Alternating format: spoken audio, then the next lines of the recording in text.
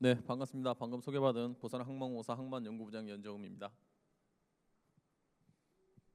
오늘 제가 아직 준비가 안 되는 것 같은데요. 말씀드릴 내용은 해운 조선뿐만 아니라 이제 항만 쪽에도 이제 스마트 관련된 내용 그 기술들이 많이 도입이 되고 있는데요. 그 부분에 대해서 제가 설명을 드리도록 하겠습니다.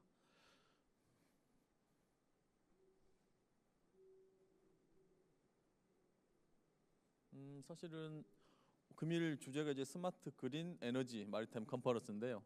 저희 부산 항에서도 스마트뿐만 아니라 친환경 부분에 대해서도 많은 정책을 개발을 하고 사업들을 진행을 하고 있는데 금일 그 발표 시간이 좀 짧은 관계로 제가 스마트 부분만 제가 정리를 해서 설명을 드리도록 하겠습니다. 네, 다음 페이지 부탁드립니다.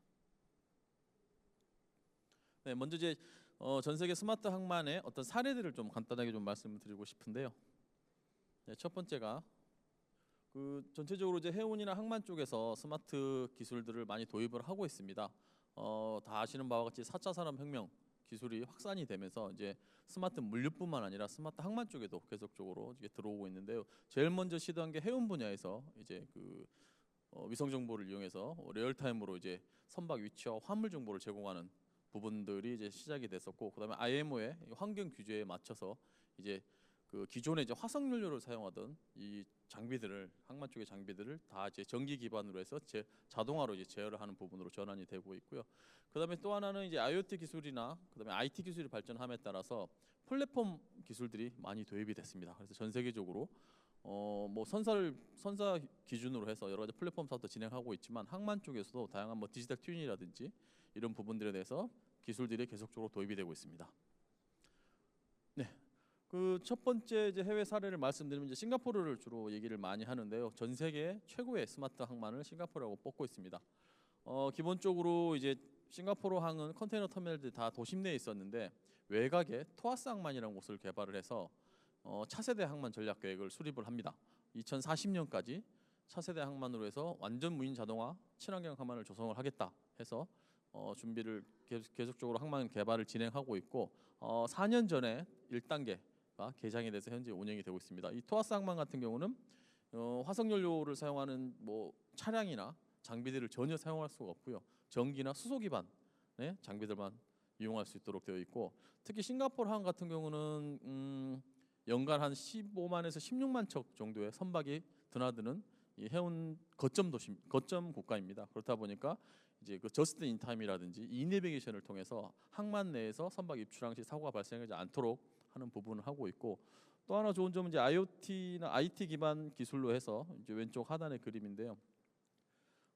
디지털 포트 앳 싱가포르라는 이 플랫폼을 만들어서 항만에서 이제 선박이 들어오거나 선원이 오거나 화물이 들어올 때 모든 행정 절차를 이 플랫폼에 접속을 하면 원스톱으로 이 인허가가 진행이 되는 이런 시스템까지 만들어서 현재 운영을 하고 있습니다. 네. 다음은 이제 두 번째는 이제 로테담 항을 얘기를 할 수가 있습니다. 유럽의 이제 최고의 이제 관문항이자 스마트 항만인데요. 여기도 싱가포르하고 유사하게 기존의 도심 내에 있는 컨테이너 터미널들을 막 외곽에 이제 마스 블라테 2라는 곳을 조성을 하면서 이쪽을 이제 전 세계 최고의 어떤 스마트 항만으로 현재 조성을 했고 운영을 하고 있습니다. 근데 로테담 같은 경우는 싱가포르하고 다르게 90년대 중반부터 해서 무인 자동화 항만을 개발하기 위한 여러 가지 R&D라든지 투자를 많이 진행을 해와서 2014년도에 완전 무인 자동화 항만을 개장을 해서 이제 운영을 하고 있고요. IBM하고 협업을 통해서 항만 내의 안전이라든지 그다음에 그 최적화를 위한 그 디지털 트윈이나 그다음에 프론토 시스템을 도입을 해서 현재 운영을 하고 있습니다. 네, 세 번째는 저희가 이제 함부르크 항을 얘기를 할 수가 있는데요. 이 도시 자체가 부산과 굉장히 부산항과 유사한 그런 형태를 띠고 있습니다. 뭐 기본적으로 무인 자동화 항만 기술에 대해서도 투자를 하고 있지만 여기서 특히 저희가 이제 관심 있게 보고 있는 거는 스마트 로드 시스템이라고 해가지고요. 특정 기간 내에 도심에서 항만으로 가는, 특히 뭐 항만 도로에서 화물 차량들이 정체가 되면 이 일반 차량들 소통보다는 화물 차량 중심으로 이게 도로를 이 교통 정체를 해소하는 그런 시스템을 만들어서 현재 운용을 하고 있고요. 지금 요즘 이제 제일 많이 IT 쪽에서 떠오르는 기술이 이제 퀀텀 기술을 해서 양자 컴퓨팅 기술을 주로 이제 많이 개발을 하고 있는데 항만에서 최초로 양자 컴퓨팅 기술을 도입한 시스템이 스마트 로드 시스템입니다. 네, 다음 부탁드립니다. 그다음에 저희가 이제 마지막으로는 그 미국에 있는 LALB 항을 말씀을 드릴 수가 있는데, 전 세계적으로 이제 저희가 항만 쪽에 무인 자동화를 하기 위해서 가장 힘든 부분은 사실은 노조하고의 갈등이 굉장히 많습니다. 특히 이제 항만 노조 분야에 있어서 전 세계적으로 제일 강성인 곳이 미국 쪽인데요. 의외로 미국 항이 무인 자동화나 이런 부분들을 굉장히 빠르게 진행해서 현재 도입을 해서 운영을 하고 있다고 말씀을 드릴 수가 있습니다. 이 트라팍 터미널인데요. 기존의 수평 터미널, 이 초록색 부분에 있는 터미널을 놔두고 옆에 수직 터미널을 만들어서 에스테이스 크레인이라든지 야드 크레인, 그다음에 이송 장비까지 모두 전기 기반의 무인 자동화 시스템을 넣어서 현재 운영을 하고 있는 그런 상황입니다. 네, 다음은 이제 부산항의 현황에 대해서 좀 말씀을 좀 드리겠습니다. 현재 상황인데요. 저희가 이제 금년도 4월 5일 날그 신항 2-5단계 7부도입니다. 그 동원 글로벌 터미널을 개장을 하면서 국내 최초로 한국형 무인 자동화 항만을 개발을 해서 개장을 했습니다. 그림에서 보시는 2-5단계 5부들을 이제 저희가 얘기를 하는데, 이 부분이 이제 국내 최초로 개발해서 도입됐을 뿐만 아니라 전 세계적으로 한 15번째 정도 개발된 완전 무인 자동화 항만입니다. 네. 보시면은 이제 선석에서부터 컨테이너 야드, 게이트까지 완전 무인 자동화로 좀 진행이 되고 있고요. 요 기술들이 이 터미널에서 가장 큰 장점은 오른쪽부터 보시면 이제 선석에 있는 에스테이스 크레인이라든지, 그다음에 왼쪽 끝에 있는 이 야드 크레인들 같은 경우가 국내 조선사, 국내 중공업들의 제한 발주를 해서 국내 조선업의 어떤 기술로 인해서 만든, 그러니까 해외 싱가포르 같은 경우는 해외 기술로 해서 이 자동화 장비들이 도입이 됐는데, 국내 기술로 해서 이 자동화 장비가 도입된 최초의 사례라고 말씀드릴 수 있겠습니다. 다만 이제 여기는 이제 무인 이송 장비인 AGV를 저희가 도입을 했는데, 이 부분은 아직까지 저희가 기술이 없어서 유럽에 있는 VDL사하고 그다음에 현대 로템하고 협업을 통해서 개발해서 도입한 AGV라고 말씀드릴 수가 있고요. 향후에 이제 해수부라나 정부와 협업을 통해서 한국형 AGV를 개발을 현재 준비를 하고 있습니다. 저희 이제 문제점을 좀 간단하게 말씀을 드리면, 첫 번째로는 저희가 2-5 7부들을 제외하고는 대다수가 유인 기반의 어떤 항만 운영 시스템을 좀 가지고 있습니다. 전 세계적으로 무인 자동화 항만 같은 경우는 수직형 터미널을 많이 쓰고 있는데, 저희 부산항 같은 경우는 대다수가 이제 수평형 터미널 위주로 되어 있어서 이 무인 자동화를 전환하는데 조금 어려움이 있는데, 이 어려운 부분을 개선하기 위한 노력을 좀 현재 진행을 하고 있고요. 또 하나는 이송 장비들이 그 해외 스마트 항만 쪽에서는 전기 기반으로 해서 친환경으로 많이 전환이 됐습니다. 저희 같은 경우는 그 디젤을 사용하던 야드 트랙터 부분을 LNG로 전환해서 100% 전환해서 현재 활용을 하고 있지만, LNG가 전기보다는 그래도 친환경으로 볼 수 없어서 이 부분도 지금 수소 전기나 전기로 전환하는 부분이 좀 시급한 문제라고 볼 수 있습니다.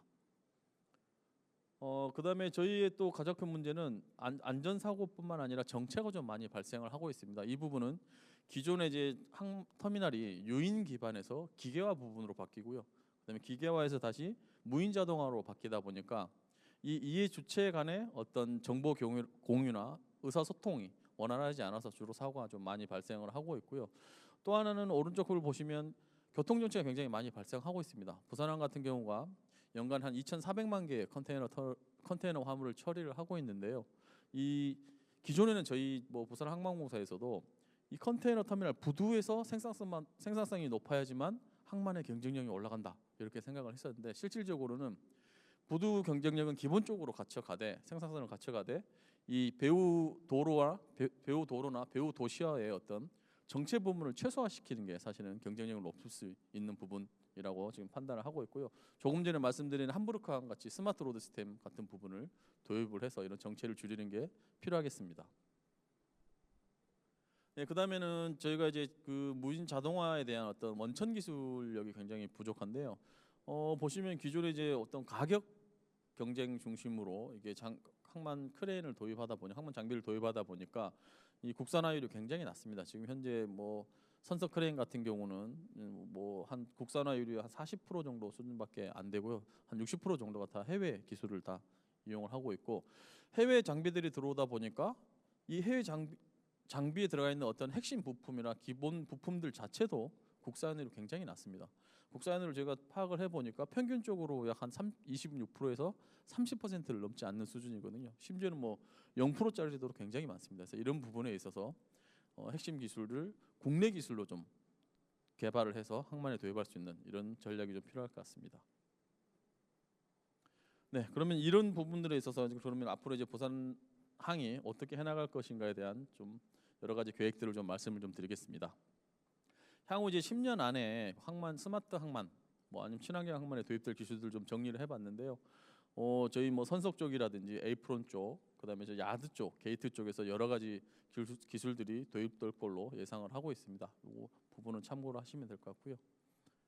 네, 지금 정부가 그리고 있는 이 우리나라 스마트 항만의 비전입니다. 2040년 목표를 하고 있는데요. 기본적으로 빅데이터나 IoT, AI 같은 부분 핵심 기술들이 다 적용이 될 뿐만 아니라 뭐 자율주행 기반의 운송 장비나 차량들을 도입이 될 걸로 지금 생각을 하고 있고, 기본적으로 크레인 자체는 이제 더 이상 이제 사람이 탑승하지 않고 그 리모트 컨트롤로 조정을 한다든지 아니면 인공지능 기반으로 해서 완전 무인 자동화로 형태로 가는 부분들, 그다음에 인공위성을 활용한 어떤 자율항 선박에 대한 항만에서의 이접한 지원이라든지, 그다음에 드론을 이용한 각종 안전 관리 및 검사 제도, 이런 부분들도 도입이 될 걸로 예상이 됩니다. 저희 부산항만공사 부산항의 그 혁신 및 어떤 그 스마트 항만에 대한 성장 전략인데요. 저희의 최종 목표는 2030년까지 해서 세계 탑3의 스마트 항만으로 성장하는 게 저희의 목표입니다. 그래서 그 목표를 실현하기 위해서 2025년까지는 어떤 핵심이나 원천 기술들 개발에 집중을 하고요. 이제 올해 24년이니까 1년 정도밖에 안 남았네요. 그다음에 2030년까지 이 개발한 기술들을 현장에 도입을 해서 스마트 항만을 완성하는 게 저희 목표입니다. 저희 부산 항만공사의 그 4대 비전은 스마트 항만, 그다음에 그린 포털에서 친환경 항만, 그다음에 글로벌 항만, 안전한 항만, 요 네 가지 비전을 가지고 현재 진행을 하고 있습니다. 네, 다음. 요 사업들을 한 10가지 정도 스마트 현재 진행하고 있는 부분들을 좀 보여드리려고 하는데요. 첫 번째로 저희가 지금 진행하고 있는 게 부산항을 그 디지털 트윈 기반으로 해서 최적화 및 안전화를 진행할 계획이 있습니다. 2001년도부터 해서 한 2개년간 해서 신항 일부들을 대상으로 해서 디지털 트윈이 실제 부산항에 도입이 가능한지 그 실증 사업을 진행을 했고요. 현재는 올해 이제 해양수산부 지원을 받아서 정부와 전략 계획을 수립을 하고 있고, 2026년부터 저희가 이 본 사업으로 해서 부산항 전체를 디지털 트윈으로 현재 구성을 하려고 합니다. 디지털 트윈은 아시다시피 현실에 있는 이 여러 시설 장비들을 가상 공간에 올려놓고 이 가상 공간 안에서 여러 가지 최적화하는 부분들을 진행을 하는 부분이고요. 특히 선박 입출항했을 때 아까 사고 사진을 보셨지만 이 기존에 이제 그 선박을 관제하는 VTS 해경 쪽 VTS와 저희 부산 항만공사나 터미널 운영사가 함께 정보 연계가 있는데, 이 디지털 트윈을 도입하게 되면 그 부분에 대해서 이 안전 사고 예방이 될 걸로 제가 예상을 하고 있고 기대를 하고 있고요. 또 하나는 이제 디지털 트윈의 가장 큰 핵심 기능이 시뮬레이션 기능입니다. 시뮬레이터를 통해서 현재 하고 있는 작업, 미래에 해야 될 작업, 그다음에 과거에 했던 작업들을 시뮬레이션을 통해서 우리가 했던 이 작업이 그다음에 할 작업들이 최적화되어 있는지, 최선의 방법으로 하고 있는지 시뮬레이션을 통해서 진행을 할 계획이고, 여기 왼쪽 하단에 가운데 있는 하단에 있는 시뮬레이터는 저희가 직접 개발을 했고요. 현재 7부도 2-5단계 터미널에 AGV와 STS 크레인 간의 이 작업 최적화하는 부분에 도입을 해서 현재 현장에서 활용을 하고 있습니다. 네. 다음 두 번째인데요. 이제 스마트 항만 쪽에 여러 가지 핵심 기술들을 개발을 하고 있습니다. 저희 항만 같은 경우 이제 국가 가등급 보안 시설이다 보니까 이 미립국이라든지 그다음에 어떤 그 사고들에 대비하기 위한 안전과 보안에 대한 센서들을 저희 국내 기술로 현재 개발을 해서 항만에서 테스트를 하고 있고요. 특히 이제 그 무인 자동화가 되다 보니까 기존에 이제 무인화했던 어떤 하역 장비들과 그다음에 유인 작업자 간 여러 가지 사고들이 충돌 사고들이 많이 발생을 하는데, 그 부분에 대해서 저희가 안전한 부분들, 그다음에 야드 트랙터라든지 이 공로상에는 지금 아까 아비커스에서도 발표를 하셨지만 테슬라 같이 이게 자율주행이 많이 기술들이 많이 이제 발전을 해서 도입이 되어 있는데 항만 쪽에는 아직 자율주행이 도입이 되어 있지 않습니다. 그래서 야드 트랙터의 자율주행하는 부분, 그다음에 항만 배후단지의 물센터에서 가장 많이 쓰이는 장비가 이제 지게차인데요. 이 지게차를 이제 유인뿐만 아니라 무인 자동화로 이렇게 활용할 수 있는 기술들을 개발해서 개발을 완료했고 현장에 보급할 계획입니다. 네, 다음은 아까 그 저희의 가장 큰 단점이 이제 핵심 부품들이 다 외산으로 지금 되어 있는 부분을 저희가 국산화로 전환하는 작업을 하고 있습니다. 1차적으로 저희가 기계 부분에서는 이제 크레인 항만 장비에서 컨테이너를 짚는 손의 역할을 하는 스프레더들 국내 기업과 협업해서 국산화로 해서 개발을 완료를 했고요. 그다음에 크레인에 이제 전기를 공급하는 케이블 릴 같은 경우도 초고속형으로 해서 국내 제작을 완료를 했습니다. 그래서 이 부분은 현재 내년까지 해서 항만 현장에서 테스트를 진행을 해서 기술이나 성능을 검증을 하고요. 내후년도 예를 들면 뭐 진해 신항 부분에 이 국산화된 부품들을 도입을 할 계획입니다. 네, 네, 다음 부탁드리겠습니다.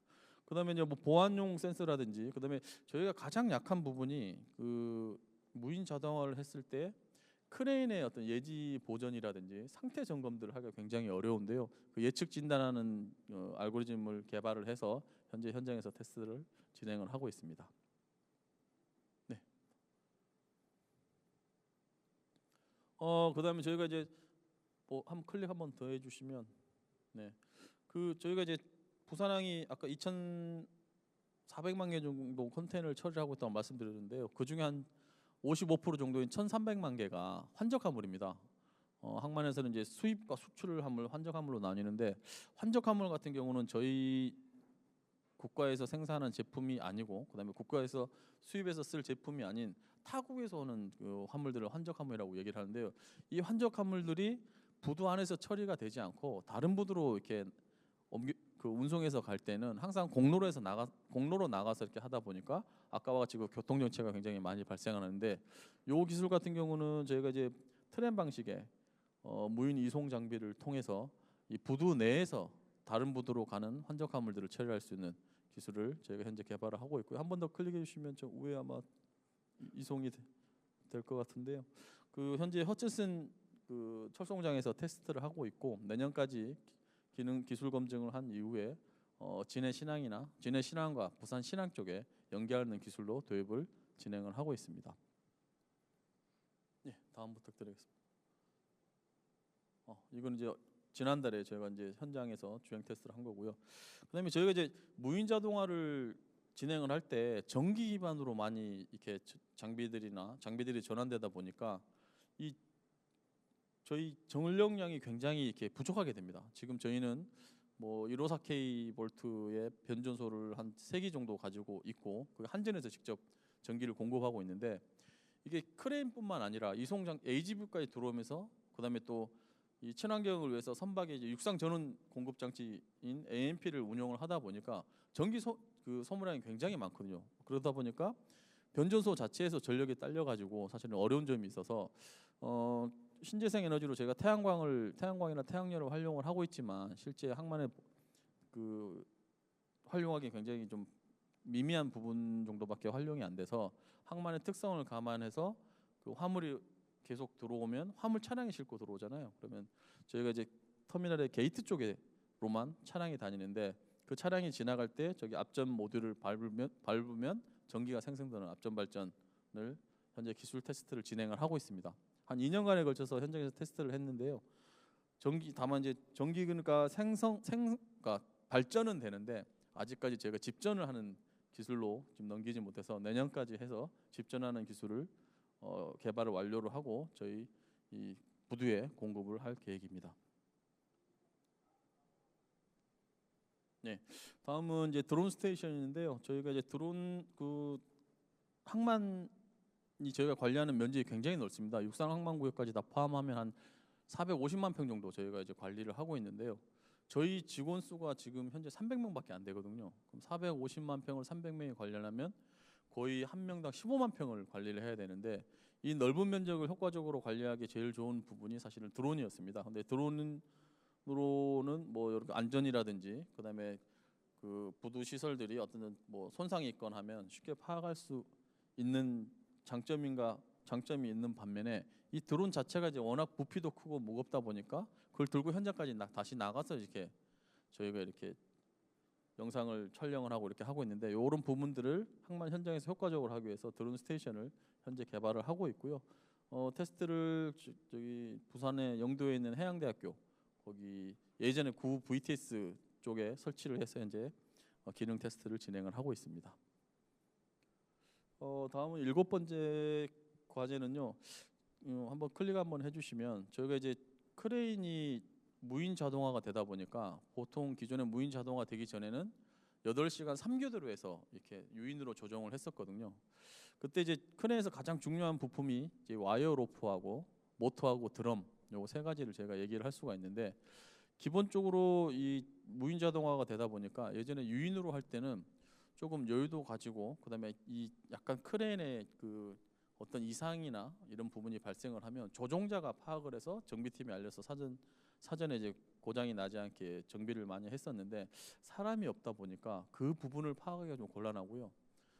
기본적으로 이제 사람이 없으니까 24시간 계속 풀로 돌리고 있습니다.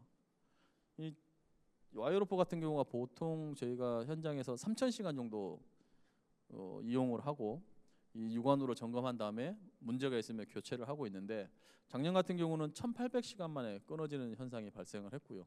올해는 800시간 만에 끊어지는 현상이 발생했는데 뭐 세계 선서 기준 터미널의 크레인이 보통 50대에서 한 60대 정도 있거든요. 근데 정비팀은 다 해봤자 한 7, 8분밖에 안 돼서 이 전체 크레인 자체를 다 이제 상시적으로 점검하기가 굉장히 어려워서 이 와이어로프를 전기 자기장을 쏴서 그 이게 결함이 있거나 이렇게 단선이 되면 신호를 주고 바로 그 위치하고 상황을 파악할 수 있는 기술을 개발해서 현재 신항 3부대에서 테스트를 하고 있습니다.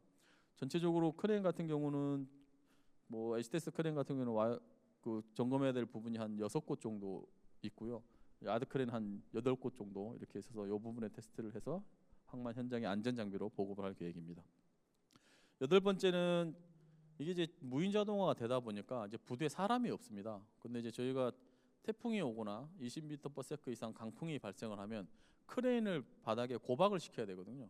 그래서 이제 크레인 쪽에 고박시키는 장치가 뭐 스토레이지 핀이 있고 타이다운이 있는데 스토레이지 핀 같은 경우는 굉장히 작은 거라서 사람이 이제 쉽게 할 수가 있는데요. 이 타이다운 같은 경우는 지게차 한 대하고 사람 3명이 가서 작업을 해야 되거든요. 근데 그 크레인에 이게 보니까 SDS 크레인은 총 8개가 달려 있더라고요. 근데 이 많은 크레인들의 일식으로 가서 뭐 작업할 사람도 없을 뿐만 아니라 시간도 오래 걸려서 이 부분을 자동화를 통해서 체결할 수 있는 기술들을 현재 개발을 진행을 하고 있습니다. 그래서 뭐 아직 시제품까지는 안 나왔는데 내년도 정도에 기술이 개발이 완료가 되면 저희 크레인 운영정보 시스템하고 연결을 해서 자동으로 이렇게 버튼만 누르면 이게 체결될 수 있도록 그 기술을 현재 개발을 진행을 하고 있습니다.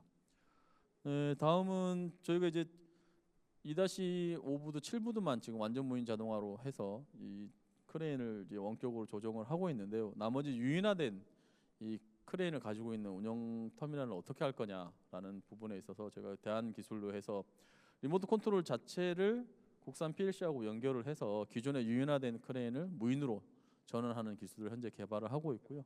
이 부분은 내년도에 개발되면 내후년도에 도입이 될 것 같습니다. 다만 저희가 가장 큰 한계인 게 크레인을 제어하는 PLC 자체가 뭐 유럽에 있는 뭐 지멘스나 ABB 걸 활용을 하다 보니까 저희가 거기에서 발생하는 정보들도 쉽게 받을 수가 없고 그다음에 이 새로운 어떤 이 장비라든지 센서를 부착을 할 때도 항상 여러 가지 문제가 생기더라고요. 그래서 저희들은 생각하는 게 국산 PLC로 해서 사실 제일 큰 용량을 가지고 있는 게 이제 LS 산전에서 가지고 있는데 그 부분에 기술력을 좀 고도화해서 부산항에 도입하는 형태를 현재 준비를 하고 있습니다. 네, 마지막으로는 저희가 이제 다양한 이제 스마트 항만 관련된 기술들을 개발하다 보니까 사실 저희가 스마트 항만을 할 때 항만 관련된 기업이 이렇게 기술 개발을 주로 한다 이렇게 생각을 했었는데 스마트 기술 자체가 워낙 광범위하고 넓다 보니까 이 다양한 분야에서 다 와서 하시더라고요. 그래서 그런 분들이 저희 쪽에 이제 부산이나 경남 쪽에 이 창업을 하시고 아니면 새로운 사업 영역을 확장하시기 편하시도록 스타트업 센터를 저희 부산역 바로 뒤에 이렇게 조성을 해서 이제 운영을 하고 있습니다. 1967년도에 준공이 된 건물인데요. 저희가 리모델링을 해서 한 15개 기업 정도 계속 육성을 하고 있고, 이 부분은 확장을 해서 향후 이제 진해 신항이나 부산 신항 쪽에 경남도나 창원시와 협업을 해서 이런 스타트업들을 지속 키우는 방안을 육성을 하는 전략을 준비 중에 있습니다. 네. 마지막으로 저희가 아까 말씀드린 세계 3위의 스마트 항만을 저희가 목표를 하고 있는데요. 저희가 마지막 목표입니다. 저희 여러 가지 연구개발 사업이나 투자, 그다음에 기업 유치나 육성 쪽에 투자를 많이 하고 있는데, 이 부분이 2030년도에 제대로 달성될 수 있도록 열심히 노력하도록 하겠습니다. 네, 이상 발표를 마치겠습니다. 부장님, 항만에 관련된 발표가 이렇게 재미있을 줄 몰랐습니다. 향후에 해운업계의 탈탄소 디지털라이제이션에서 항만이 그 역할이 점점점 중요해지고 있는 것 같고요. 그런 측면에서 그 부산 항만의 현재 기술 개발 상황, 그리고 눈부신 미래를 보는 것 같습니다. 참고로 저 아들이 레고를 좋아하는데요. 뭔가 우리가 갖고 있는 창의력, 상상력 이런 것들이 좀 반영되고 있지 않나, 정말 흥미로운 발표였습니다. 질문은 지금 한 10분 정도 시간이 있는데요. 패널 디스커션 통해 가지고 다시 드리도록 하겠습니다. 자리에 앉아주시기 바랍니다. 연사분들께서 자리에 앉아주시기 바랍니다.